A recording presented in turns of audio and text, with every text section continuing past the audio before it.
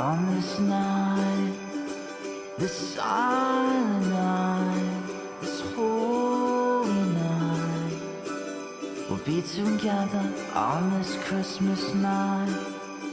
So take my hand and hold it tight. We'll pray for peace on this Christmas night. Oh my love, oh my love, oh my love, oh my love. We'll be together, oh my love. We'll last forever, oh my love, oh my love. We'll be together on this Christmas night.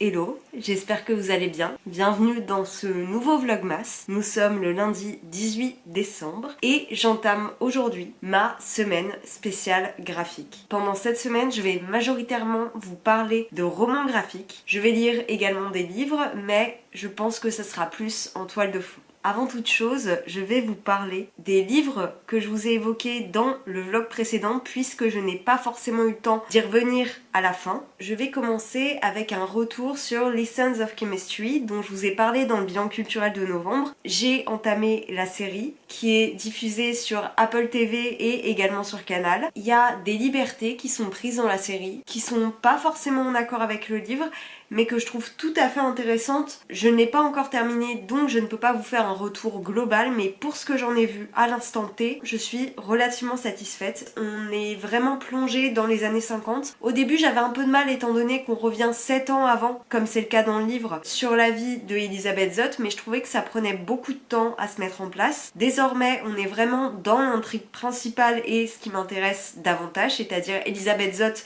sur ce plateau de télévision. Ça me tient en haleine, donc je vous en ferai un retour plus complet à la fin du mois. Ensuite, je vous parle de Barbe Bleue de Amélie Nothomb.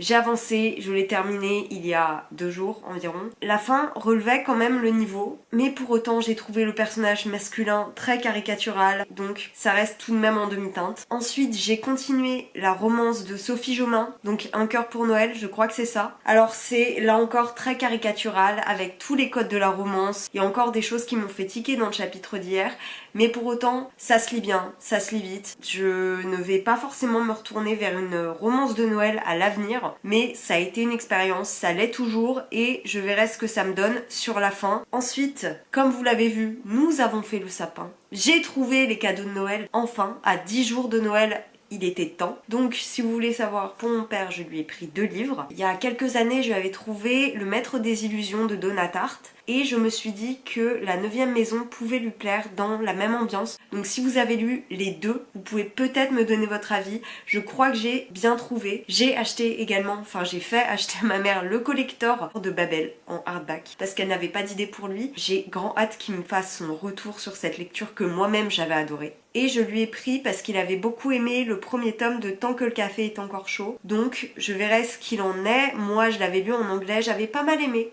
Je le découvrirai en français à cette occasion. Et pour ma mère, je lui ai pris un CD puisqu'elle prend beaucoup la voiture et qu'elle n'a pas la possibilité de mettre le Bluetooth. Et donc je lui ai pris un CD de Mika. Interlude au niveau des cadeaux terminé. Et hier, comme vous avez pu le voir dans un des plans précédents, j'ai lu La Perle de Steinbeck, donc qui est très court, qui fait 120 pages. Je suis pas forcément transcendée. J'ai eu beaucoup plus d'attrait et d'intérêt pour des souris et des hommes. Steinbeck dépeint l'histoire d'un homme qui a son enfant, un bébé, un nourrisson, qui est piqué par un scorpion. Il va essayer de le sauver, ce sur quoi il va trouver une perle. Il va essayer de la vendre de façon à pouvoir payer le médecin qui va soigner son enfant. Donc on va les suivre, sa femme et lui, à travers leur périple et tout le monde trouve que cette perle est étrange, elle est synonyme de malheur. Le livre est très court donc je vais pas vous en dire plus, ça dépeint beaucoup de choses quant à la nature humaine, comme Steinbeck le fait très régulièrement. Je l'ai pas trouvé transcendant et je suis un peu déçue par rapport à ce que j'ai déjà pu en lire. Et ensuite, pour terminer sur les livres que j'ai lus antérieurement, j'ai donc fini d'écouter The Way I Used to Be de Amber Smith. J'ai absolument adoré. C'est pas du tout ce que je lis habituellement. Quand j'écoute des livres audio, je me tourne vraiment vers des choses que j'irais pas nécessairement acheter de fait, juste pour voir ce que ça donne. Et c'est notamment le cas quand j'écoute des livres un petit peu phénomènes, type TikTok, etc.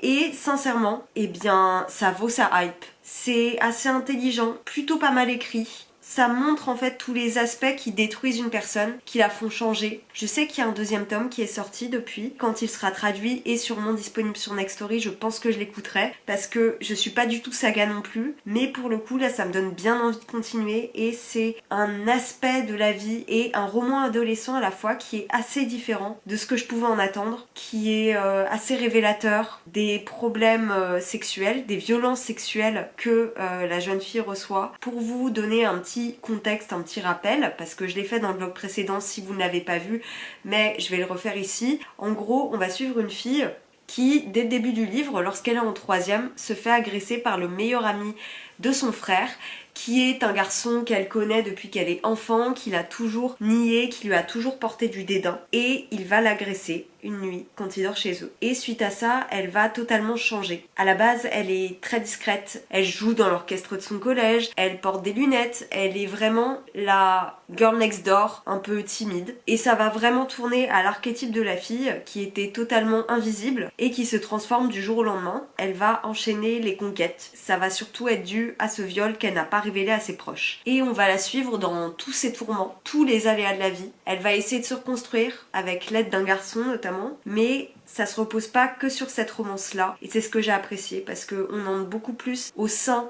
de ses questionnements personnels et de ce qui a changé en elle que dans cette histoire d'amour qui se laisse préméditer. Voilà de ce qui en est pour les livres dont je vous avais déjà parlé. Hier, afin de me mettre dans le mood de lecture graphique, j'ai lu le 2e tome de Dans les yeux de Lia, qui était très appréciable. J'ai un peu moins aimé que le premier tome, parce qu'on entre un petit peu plus dans l'intrigue, mais ça nous coupe pile au moment pour avoir des révélations qu'on attendait. Dans les yeux de Lia, c'est donc un graphique jeunesse, où on suit Lia, qui est en fauteuil roulant dû à un accident. Elle s'est fait renverser par une voiture il y a quelques années de ça, mais elle ne sait pas qui l'a renversée. Et vraisemblablement, il y a une affaire où ses parents ont été payés afin de ne pas poursuivre le coupable en justice. Et Lia, grâce à son stage dans un cabinet d'avocat, va essayer de trouver le coupable et de le poursuivre avec ses amis, avec ses collègues. La colorimétrie nous emporte totalement avec elle. C'est des nuances de violet, de rose, de bleu. L'histoire est un petit peu plus lancinante, je trouve.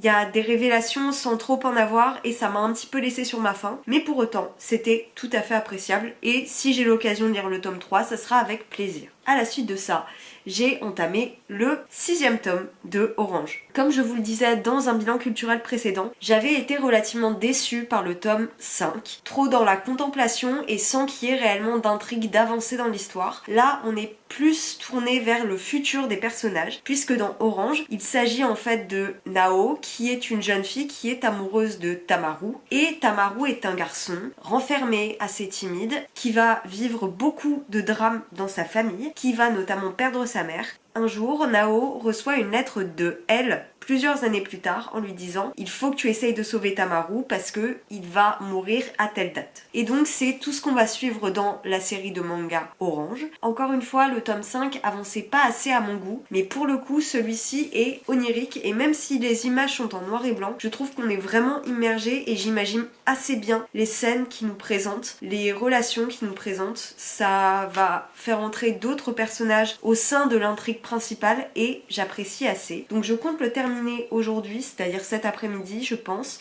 ou en fin de journée, et j'entamerai un des autres graphiques que j'ai. Et bien évidemment je vous ferai un retour sur cette lecture qui me décidera à acheter ou non le dernier tome. Avant de vous quitter pour ce plan, je vais faire un unboxing des service presse que j'ai reçu de la part de l'Iconoclaste ce matin. Dans ce colis, il y a à la fois ma prochaine lecture et un livre qui va sortir à la rentrée de janvier et j'ai grand hâte de vous montrer ce que c'est.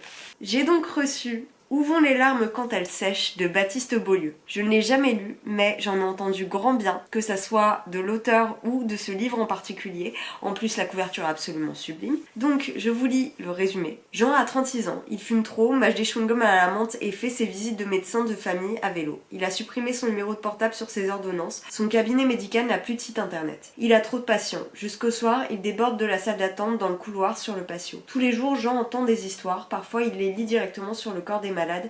Il lui arrive de se mettre en colère, mais il ne pleure jamais. Ses larmes sont coincées dans sa gorge.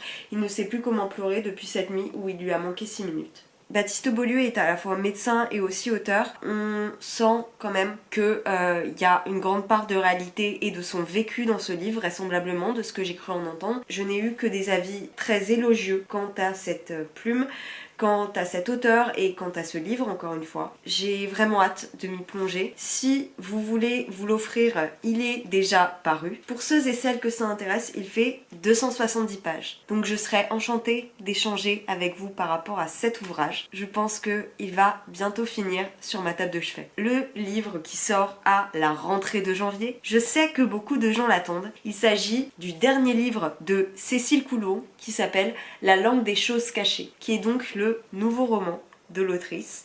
Je vous lis le résumé. À la tombée du jour, un jeune guérisseur se rend dans un village reculé. Sa mère lui a toujours dit « Ne laisse jamais de traces de ton passage ». Il obéit toujours à sa mère, sauf cette nuit-là. Je pense qu'on va être plongé dans une histoire plutôt sombre, plutôt noire. Vraisemblablement, Cécile Coulon écrit beaucoup de romans de cet acabit. Je ne l'ai encore jamais lu. Je voulais lire seule en sa demeure, mais l'occasion ne s'est pas encore présentée à moi. Donc j'ai grand hâte de la découvrir, de découvrir sa plume avec ce livre aussi. Et je pense qu'il ne va pas tarder non plus, étant donné qu'il est relativement court, comme vous pouvez le voir. Il fait 135 pages, donc ça va être lu très vite à mon avis. Et il sera paru le 4 janvier. J'ai grand hâte de vous faire mon retour. J'en ai terminé avec mes unboxings et mes updates de lecture. Je vais vous laisser pour ce plan et nous, on se retrouve dans le prochain.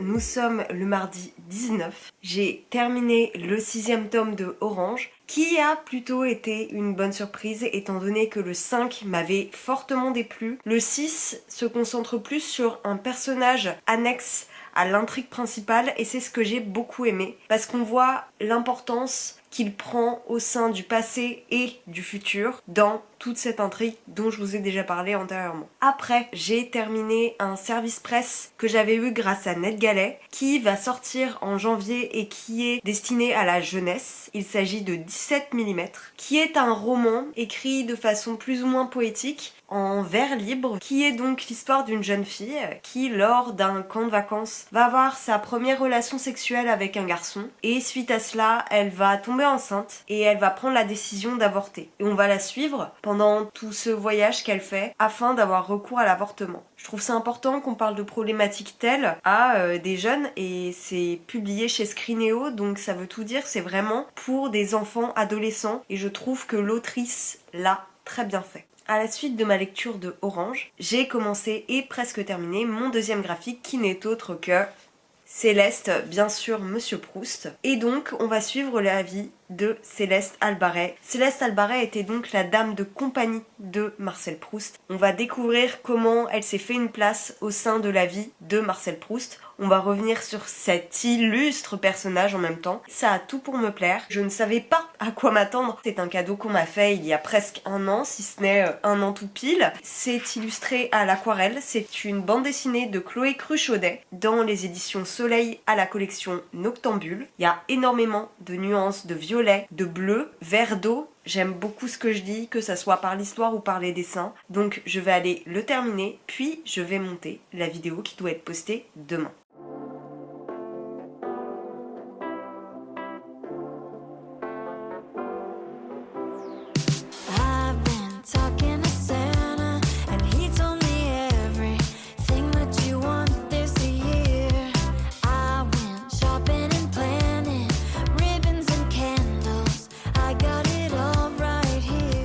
Verdict de ce premier tome que je viens de terminer, j'ai beaucoup aimé. Je trouve qu'on voit énormément le lien que Céleste Albaret et que Marcel Proust ont. On voit à quel point elle l'a aussi marqué pour son écriture de À la recherche du temps perdu. On voit aussi les problèmes que Marcel Proust a pu avoir pour se faire publier. Il y a toute une intrigue autour du fait que Gallimard ait refusé de l'éditer au début. On voit aussi Gide qui apparaît dedans. On voit énormément de personnes de la bonne société. Tout comme c'est le cas dans La Recherche, on critique aussi cette susdite bonne société. Je vous conseille de la lire. Ici, il ne s'agit que du premier tome, mais je sais que le deuxième vient de paraître. Je ne sais pas ce que je vais lire après. J'hésite donc entre 3 graphiques. Le premier, je vous en ai déjà parlé, il s'agit de La Petite Faiseuse de Livres qui, celui-ci, à mon avis, se lira très rapidement. Ensuite, il y a un livre que j'ai ramené de Paris, que je m'étais acheté il y a quelques temps déjà. J'avais très envie de le lire puisqu'il avait été programmé une rencontre avec Florence Dupré-Latour lors de mon stage à la Foire du Livre de Bruxelles. Il s'agit donc de Pucelle, qui est donc de Florence Dupré-Latour, et c'est le premier tome qui est paru en petit format. Je m'étais donc procuré celui-ci à l'occasion. Celui qui me donne le plus envie, mais qui sera sûrement le plus long des 3 à lire,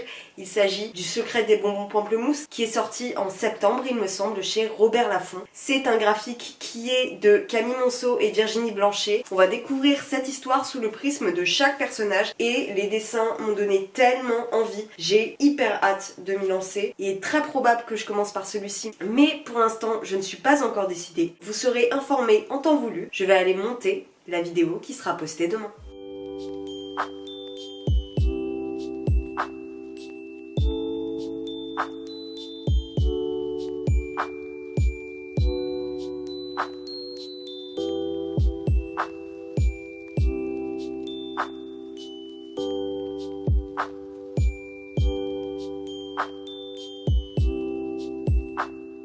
Je vous retrouve, on est le mercredi 20 décembre. J'ai donc terminé La Petite Faiseuse de Livres, tome 1. J'ai adoré suivre cette femme transformée en petite fille qui va essayer de faire sa place et d'inventer les livres dans un monde où cela n'est réservé qu'aux nobles, et elle est absolument adorable. C'est vraiment tout le cosy que je recherchais, donc j'ai été comblée à souhait et je voulais plus m'en échapper. Trop chou, trop mignon, je peux que vous le conseiller. À la suite de ce manga qui m'a réchauffé le cœur, j'ai décidé de continuer dans ma lancée et j'ai entamé celui qui me donnait le plus envie, c'est-à-dire Le Secret des bonbons pamplemousse de Camille Monceau et Virginie Blanchet, qui m'a été envoyé par Robert Laffont. Je n'ai lu que le début, je l'ai commencé ce matin. C'est tout bonnement adorable, c'est doux, c'est tendre. On va revenir sur cette histoire familiale. Pour le coup, je n'ai eu qu'un prisme, mais j'ai grand hâte de voir les visions de chaque personnage, parce que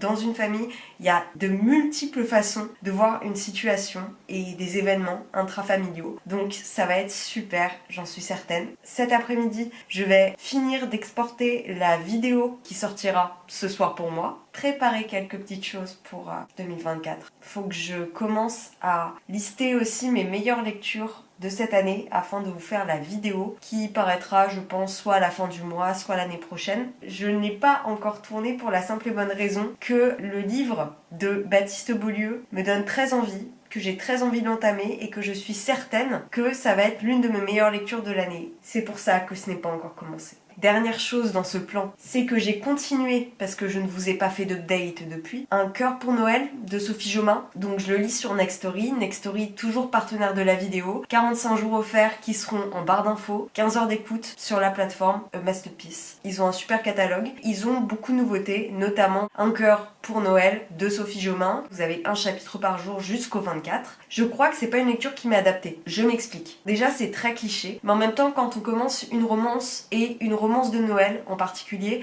on s'attend quand même à du mélo. Donc c'est le cas, là on suit donc une jeune fille, une adolescente qui a eu des problèmes cardiaques, qui a dû se faire greffer. Elle s'est remise, elle est sortie de l'hôpital et elle va chez son père pour les vacances de Noël. Père qui habite dans les montagnes, dans les Alpes si je ne m'abuse, et elle va tomber amoureuse du frère de sa meilleure amie. Ça se lit bien, ça se lit vite, c'est pas compliqué à lire. Il y a des passages par SMS, donc ça se lit très vite, très bien. Mais par contre, comme je l'avais déjà évoqué dans un vlog précédent, précédent, il y a des scènes relativement clichés qui viennent entacher la lecture. Il y a quand même une tirade de la mère qui voit sa fille sur un lit d'hôpital. Bon, je vais pas vous raconter toute l'histoire, sinon je vais vous spoiler. C'est hyper cliché. Les parents sont grave chiants. L'héroïne n'est pas spécialement chiante, c'est juste qu'elle a peur de la vie. Mais alors les parents, à la fois ils sont sympathiques et d'un autre côté, elle est mais hyper clivante la mère. J'ai envie de la secouer la mère, de lui dire mais réveille-toi un peu, enfin ta fille c'est une grande fille, t'as plus besoin de la tenir en laisse. Donc la tirade de l'hôpital où la mère commence à engueuler sa fille, je me suis dit mais d'accord t'étais inquiète mais en même temps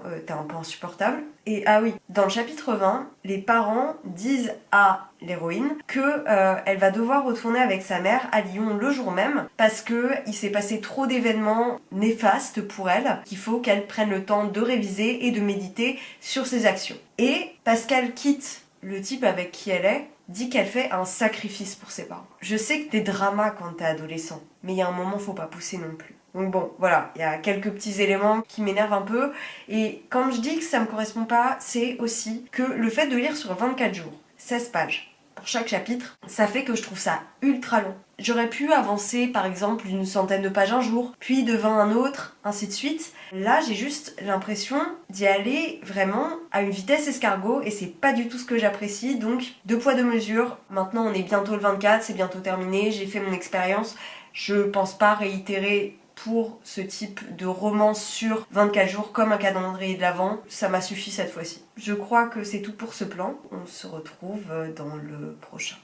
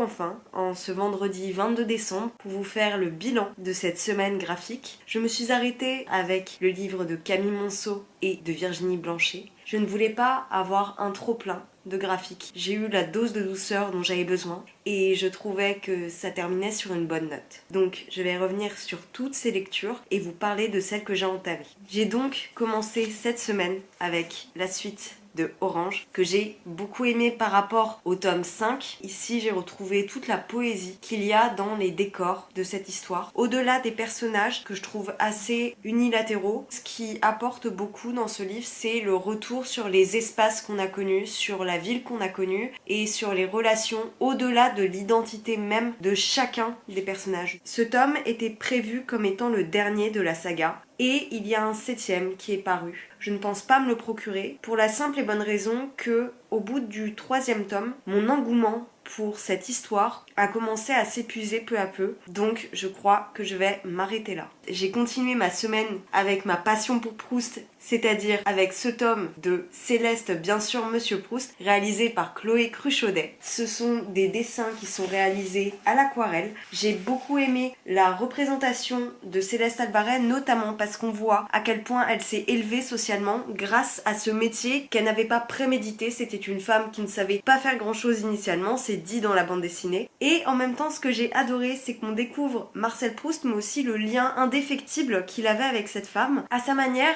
Céleste Albaret, c'est une transfuge de classe. Elle était vraiment de basse extraction et elle a monté en échelon en côtoyant cette bonne société par procuration. J'ai beaucoup aimé ce premier tome et j'espère que j'aurai l'occasion de lire le second. Le gros coup de cœur de cette semaine, il s'agit bien sûr de La Petite Faiseuse de livres. livre qui est édité chez Ototo. Je me l'étais procuré suite à l'avis de Alex Bouquin en Prada qu'il avait survendu à de multiples reprises et je n'ai pas été déçue du voyage. J'avais peur que ça soit trop enfantin et trop guimauve pour moi et pour autant ça a été une réelle réussite. Dès demain, j'irai m'acheter les 2e et 3e tomes, j'en suis certaine, et à l'heure où vous regarderez cette vidéo, je pense qu'il y en aura un qui sera déjà entamé. Découvrir cette héroïne, ça a été un réel délice. Ça dépeint énormément de ce qui se passe en société et des risques que ça peut avoir. On découvre une population qui est relativement pauvre, qui n'a pas l'art des lettres. On a envie qu'elle arrive à accomplir sa quête de littérature et de culture au sein de la société et ça révèle énormément. Je trouve ça tellement intelligent de proposer ce genre d'ouvrage à des enfants parce que je suppose que c'est plutôt destiné à la jeunesse et pour autant en étant adulte ça nous parle également parce que on voit toute cette précarité sociale et cette précarité culturelle, si je peux en parler ainsi. Je trouve que c'est très intelligemment fait et je ne peux que vous le conseiller si vous voulez un peu de réconfort, contrairement à d'autres mangas qui peuvent avoir énormément d'informations dans les cases. Ici, on n'est pas submergé par les graphismes comme ça peut être le cas dans certains mangas. On est vraiment bercé par les dessins. Ils accompagnent très bien le récit et ne prennent pas le pas sur l'intrigue. J'ai très bien terminé mon interlude graphique de cette semaine puisque j'ai terminé avec le livre de Camille Monceau et Virginie Blanchet, à savoir Le secret des bonbons pamplemousse. On découvre toute une famille. Ils ont perdu le grand-père il y a peu. On va découvrir le parcours et les ressentis de chacun des membres de cette famille et on va dévoiler beaucoup de réalités quant à ce qu'éprouve chacune des personnes qui perd un être cher, ce que ça engendre dans les vies. Je pense notamment au personnage de Mayumi qui est l'une des filles de l'homme qui est décédé et qui aura vécu beaucoup d'événements traumatiques dans sa vie en même temps que la perte de son père. C'est un roman graphique qui parle à l'humain, à ces relations qu'on entretient dans une famille. C'est fait avec beaucoup de poésie, beaucoup de douceur dans les traits, dans la colorimétrie. C'est quelque chose que j'ai adoré. Il y a des nuances de couleurs qui m'ont beaucoup plu. C'est très doux, très atmosphérique et à la fois ça parle de choses qui sont parfois extrêmement difficiles. Donc je ne peux que vous encourager à vous le procurer. C'est vraiment un très bel objet livre en plus d'être une très belle histoire. Et je remercie encore les éditions Robert Laffont de me l'avoir envoyé. Avant de vous quitter, je vous évoque brièvement le livre que j'ai entamé hier soir et dont je suis déjà à la moitié. J'ai donc commencé Où vont les larmes quand elles sèchent de Baptiste Beaulieu. C'est donc un livre qui m'a été envoyé par les éditions L'Iconoclaste, comme je vous le disais au début de la vidéo. On va découvrir, à travers son personnage de Jean, plusieurs parcours de ses patients. J'ai mis des petits post-it, notamment parce que j'ai été perturbée et amusée à la fois. Il va revenir sur son métier de médecin généraliste, mais aussi de son passé en tant que personnel soignant dans d'autres services, dans d'autres pôles. C'est un personnage qui a été brisé par ce qu'il a pu voir à travers son métier, et c'est un personnage qui réfléchit énormément sur ses patients et sur l'empathie qu'il ressent envers eux. Et à la fois on le sent très à distance et très imprégné de tout ce qu'il peut rencontrer. C'est-à-dire qu'il va être touché par certains événements et d'un autre côté il va pas réussir à s'exprimer sur la chose. Baptiste Beaulieu a énormément de sarcasme dans ce livre, alors je ne sais pas si c'est quelque chose qui est récurrent dans ses écrits. Il y a certains passages qui m'ont fait sourire, notamment parce que si vous me suivez depuis quelques temps, notamment depuis cet été, vous savez que j'ai été hospitalisée et je voyais autour de moi des personnes qui avaient aussi des problèmes de santé. J'ai notamment été avec des diabétiques et je voyais la difficulté que ça impliquait. J'ai pu échanger avec les infirmières à ce sujet-là. Et dans ce début de livre, il parle d'un personnage qui s'appelle Monsieur Suarez et qui est diabétique lui-même, qui a une sorte de repentance par rapport à sa maladie, c'est-à-dire que ça lui passe au-dessus. Et j'ai pu constater ça également dans la réalité. On sent que Baptiste Beaulieu est également médecin. Ça dévoile beaucoup quant à la distance que chaque personnel de santé doit mettre par rapport à ses patients. C'est quelque chose qui est extrêmement difficile à mettre en place parce que au-delà des pathologies de chaque patient, il s'agit surtout d'êtres humains et il est absolument impossible de ne pas se lier à chaque personne dont on va traiter le problème. Je vous en parlerai dans mon prochain bilan culturel puisqu'à mon avis je l'aurai déjà terminé. C'est un ton très particulier donc j'espère que ça va continuer à me porter. Je crois que j'en ai terminé avec cette vidéo. J'espère que ce vlog graphique vous aura plu. Si c'est le cas, je vous laisse aimer, commenter, venir me retrouver sur Instagram. On se retrouve dans une prochaine vidéo. Sur ce, ciao.